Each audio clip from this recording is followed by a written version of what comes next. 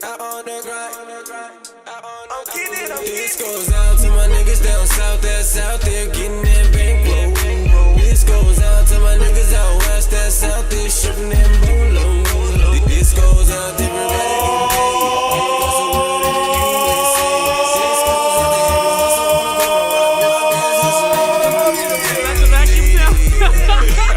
It's the Real Spill Show. It's your host, Big Omeeeeee, Big Omeeezy. I'm talking about, you know, and it's another beautiful day in Wakanda. You feel me? We out here. Yes, much. It's kind of rainy, but it's still a cool little, you know what I'm saying, Tuesday. You feel me? We're still alive. The wind's blowing. And it's only right that I had to come full circle, like a full circle with this whole little podcast thing that we doing, man. And I had this, when me and Pops was sitting at the round table, we were saying, man, okay, we got to make sure that when we do this podcast that our first guests are people that really just, been our backbones and our support systems, you know what I'm saying? So we wrote about 10 names, and we only a few names in there, but your name definitely was one of the top 5 that was on there because, first of all, when I first did my album, The Great Communicator, you was the first one to show me support. You had the Giants and Elephants radio show, yes, sir. You know what I'm saying, out there in the north, you feel me? Mm-hmm. And you always showed me support, and you know what I mean? When I got my posters and my CDs, you was right there. You had my back like a masseuse, like a car seat, Yep, I you know even what I'm bought saying? you like Carlos Rossi Rhine it was not Chablis, I know that. It was No, not it wasn't. Chablis. Yeah, it was definitely burgundy. I don't know if it was, It was burgundy. It was the burgundy. It? The first bottle was burgundy, and then I got you a Rhine the second time. Because I feel like I would have had to tell you the first time, and then you was like, okay. Maybe I got Rhine the first time and burgundy and then I made sure I clarified. Right, because we did have 2 interviews. Right, there you go, exactly. Yes. So now, like we were just talking about, it's always good to pay homage to people that helped you, along the way. We still got a lot of things that, ahead that, we're trying to do, but we always find time to support one another, I'm talking about in our endeavors, as we should. You feel me? So let's start at the beginning. Let's talk about the Giants and Elephants. First of all, where are you from? You from Sacramento, born and raised? No, I was born in Kansas City, Missouri, and then I transplanted to Beaumont, Texas. Hey, we do that when we find out something that we never knew. Right. It's always good when you come on a show to find out something that you never knew. Beaumont. How long have I known you? Long time. I had no effing fucking clue that you... Texas. Oh, my God. I was in Texas till the end of 8th grade. That's where I got really thick. Cornbread, greens, all that shit. And then they moved me to Reading. My father took a job in Reading as a city manager. An arena manager when I was in middle school. So I moved to Redding, California, up north, about 2 hours north. Reading, Right. Oh my God. Right. You thought you was moving to Sacramento. And I was with a public figure. I was a public figure's daughter. So the cops were like always watching what I was doing. And when I got to Reading, it was more like... It was not Wakanda. It was not Wakanda. No, it was not. It was the opposite of Wakanda. I lived in Wakanda in Texas. It was Wanada. Right. You ain't getting nada. I got to Reading and there was a lot of cars on the yards and just a lot of trash up there. I'm sorry, no offense to 530 Dirty 530, that's what we call it, but it didn't do much for me to boost my growth. Like, I left there as soon as I graduated high school. Oh, you didn't take but a second. No, just graduated high school. I went to a few concerts. My dad was the arena manager, so we got backstage for Rob Bass, Easy Rock. We got backstage for Tupac and Cypress Hill when they were in, like, Digital Underground days. Right. And I saw a few of the Sir Mix-a-Lot, thought I was like 21. Needless to say, you have an extensive hip-hop background as far as... I've been watching my dad manage arenas and manage artists and promote my whole life. He's a great orator. He speaks very well. He got cancer. He had to stop that job. I left town. Here I am in Sacramento. So what year did you come in Sacramento? I'd say 2002. 2002, Yeah. Okay. And what was your first impression? Were you always going back and forth? Oh, no, I never went back to Reading. I tried to stay as much as I could because Sacramento was hella Wakanda. When I got here, I was like, yes! No question. Yeah, no question. I had nothing else but time and what is that, opportunity? Space and opportunity. Right, in Sacramento. Yeah, it was a beautiful thing. So I enrolled in a few colleges. Didn't really make that happen, but So tried. Did you always want to do radio? I've always wanted to broadcast in some way. I've just never known how. So you never went to any type of school or anything? No broadcast school? No. No mentor that you looked and patterned yourself after? Broadcast wise, no. You basically have the gift of gab. Right. So you figured out whenever you got your opportunity that you can make it happen. The way that I got my opportunity was a MySpace endeavor. So remember MySpace. Right. MySpace. Juice from Bullies with Fullies Shout out Juice, man. Free Juice. Right. Was looking for a promoter, and he put it online. He's like, I need promoters. So here I am, this white bitch, blonde hair, tilted picture like this in the picture. And I'm like, I'll help you promote. And at first he was like, he told me this story. He's like, I don't know about this chick. But then he met me at the Silk Bar with Story. I met him with Mr. Story. Shout out Mr. Story 916, huge promoter out here back in the day. And he was like, you're kind of with the shit, So I was like, yeah. So he gave me a shot. And as we built our relationship, I became like a label assistant with Bullies with Fullies and with Get Paid. Right. And I assisted with the Giants and Elephants tour. And that's when I started radio. I think that's when I started seeing the Giants and Elephants, and I started seeing the radio stuff. That was right when I was working on my album, and it was just automatic. I started shooting you. Right. But that was like a perfect storm in Sacramento. We had Nakia and you know what I'm saying, and homie on 103.5.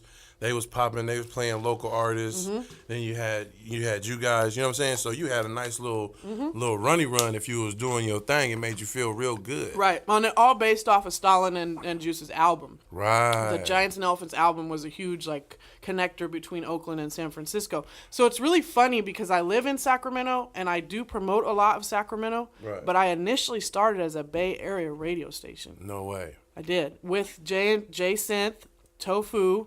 Over at Amina Labs, they had a small room. How are you a Bay Area radio station and you're in Giants and Elephants Radio? Well, Giants and Elephants Radio was about Bay music, though. It was about Oakland and San Francisco. Oh, that just made my head hurt. Well, but it was, and people don't know that. I didn't realize that, but I mean, you get it, right? I do get that. So you just happen to be broadcasting. In This is Sacramento. like Good Times was shot in a studio audience in I think L.A. Right. But they made you think that they was in Chicago. Right, but at the same time, while I had all that, I was building my relationship. But that's cool because that's how we got it. We got it cracking. Same with Doey. Same with yeah. Everybody. That's how I met everybody. And it initially started with J Synth and Tofu over at KUMS FM. It was like California Underground Music, but it was with a K. Right. So Comes FM had several shows. They invited me to do a show. Ashley had a show at the time. Shout out Ashley. Yeah, Miss the Ashley. girl. Jay and Tofu had a show at the time. Tofu is Jay's brother. He does BBW porn. I was perfect for that. So he was always on my neck. I was BBW, whatever. So all that worked. Straight up. And I'm just like, I got there. I really functioned at Amina. Now, was your name McYeeeeee? Yeah. From the Yump. From the Yump. Because so how did you come up with it? I know your name is Katie, but how do you come up with it? Good question. So when Catherine McPhee won American Idol. Right.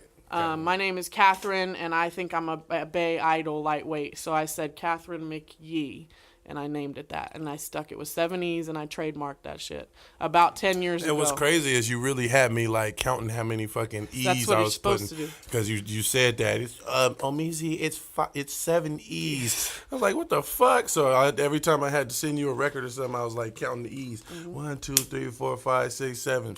MySpace. 1, 2, 3, 4. It was my blessed number. It's like my lucky number, I guess. Some people don't like luck, so I say blessed, lucky number, blessed number. Oh, man, that's cool. Ain't Good nothing wrong number with for that. me.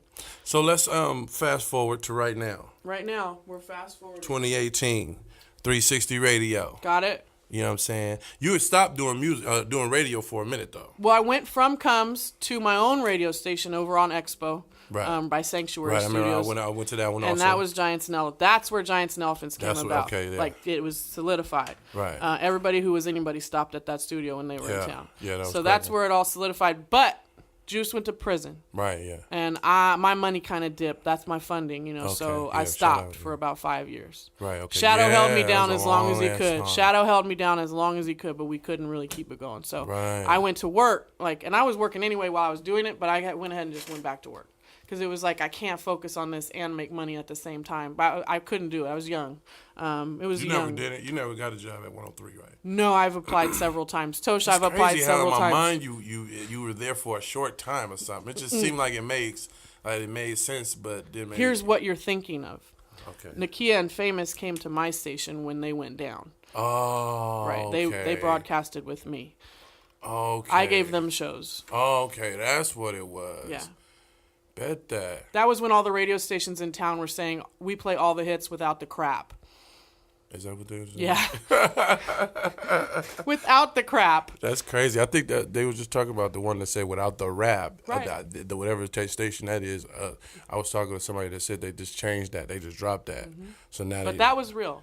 That's crazy. I know because I was downtown just this summer and they had the signs on the gates when they had the little little festival or whatever. And I was like, really though? All the hits without the crap. I mean, like, when I heard it, I was, like, disgusted. That is... But it was a different station than what I'm familiar with, so I'm not going to even... Yeah, it was not who we deal with. Right, no question. And I know who we deal with are solid, so I don't really even trip on that. Cool. I know the wave, like, dips. It's cool, whoever. Who Right, cares? right. You know what I'm saying? At the end of the day, who gives a damn? It was not crap, so I decided I'd broadcast all the crap, you know? I'm going to do it. My way of thinking is like, who gives a damn? Like, you know what I'm saying? Keepitpushing.org. You feel me? Right, that part. You want to light that? Yeah, before I light go... on the candle. You want Before to be I go ghetto? savage on you. You could be ghetto. You be the first one to do it. Good, thanks. We like to do shit organically up here. That's right. Hey, shout out to Connected Clothing. My Yes. boy Adam came up here.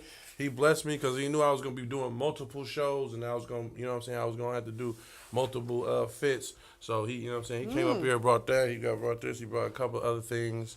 You know what I'm saying? So shout out to him. Connected with a K. That's my guy. We And always you do have know to that. specify that because I'm connected with a C. So when we get together, me and Adam, we were like banging, like gang members, you know? Yeah. Connected with K, connected with a C. I told Wow. him do one with a split design on the front. It'd be dope.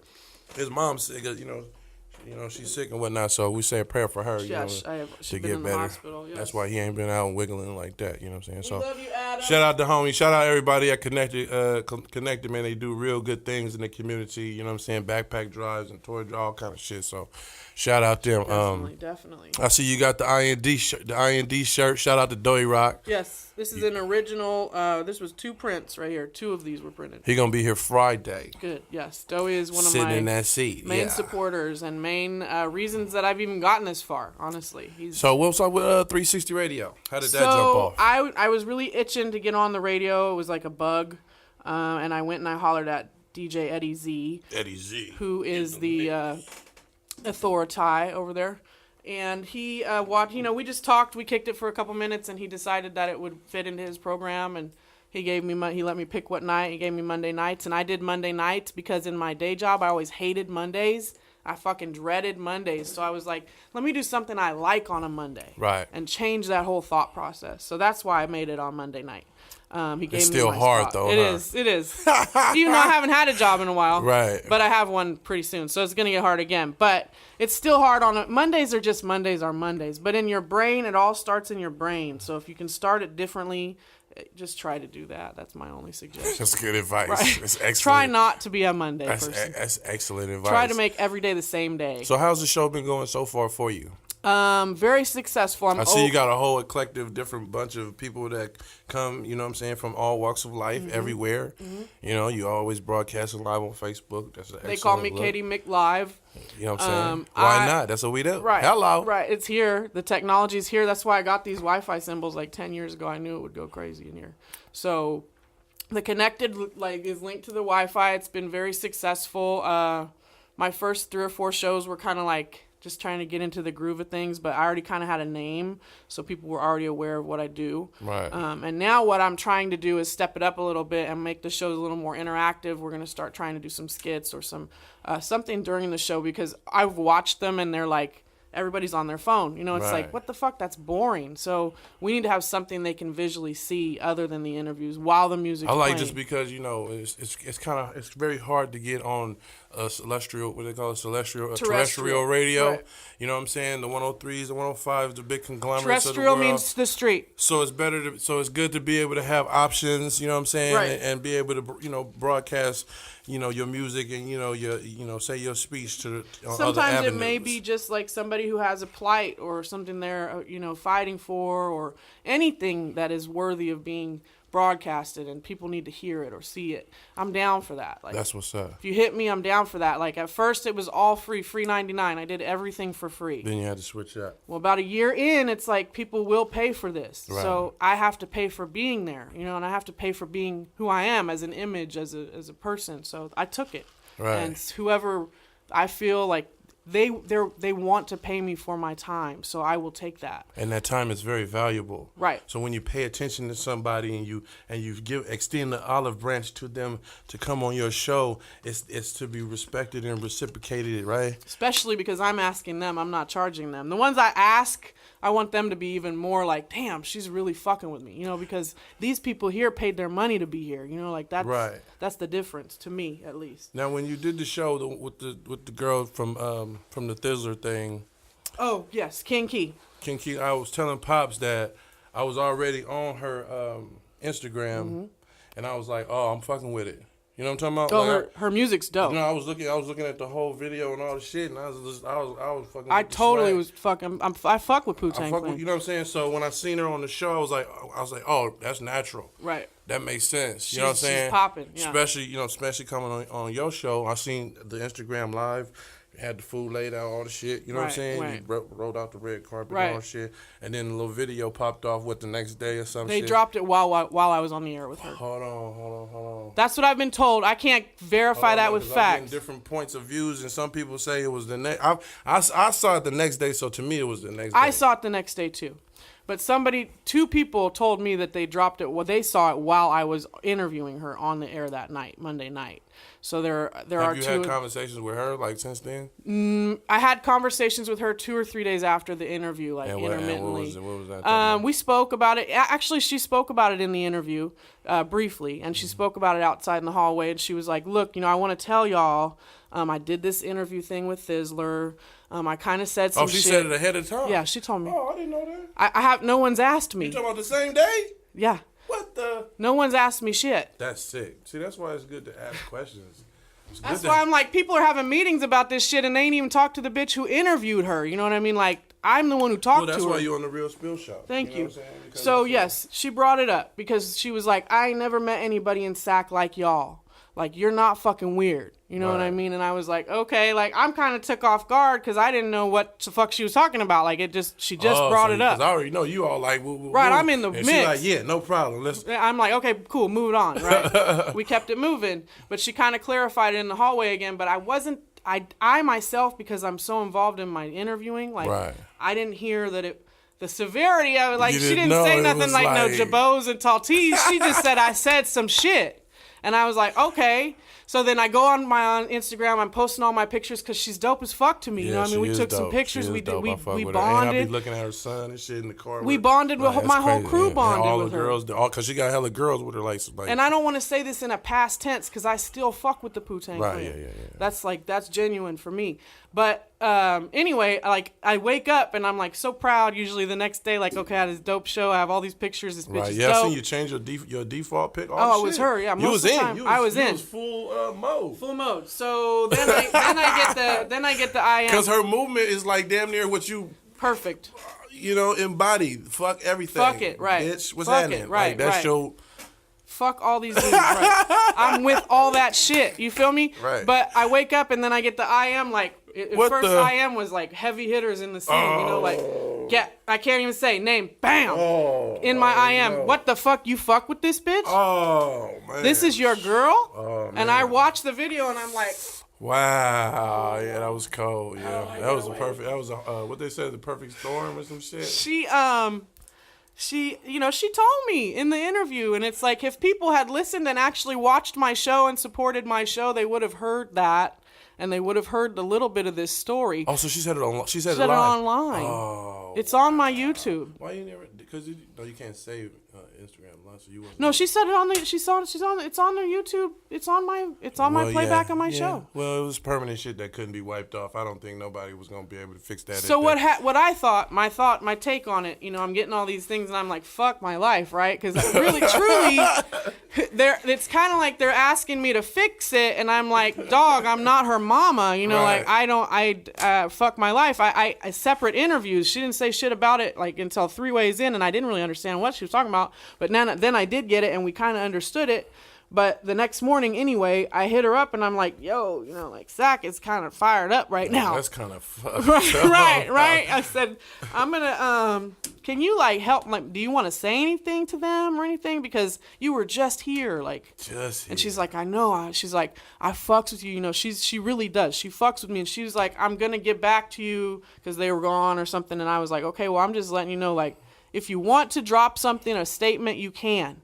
You know, like, I'll help you do that. Because Sacramento was pissed the fuck off. Right, yeah. And I just didn't want anything to happen to anyone was more my concern. Right, yeah. I don't even really know her that well. I mean, I love her to death. She was in my studio, but just like anyone else that was in my studio. Right, yeah. So I didn't really, that really never resolved.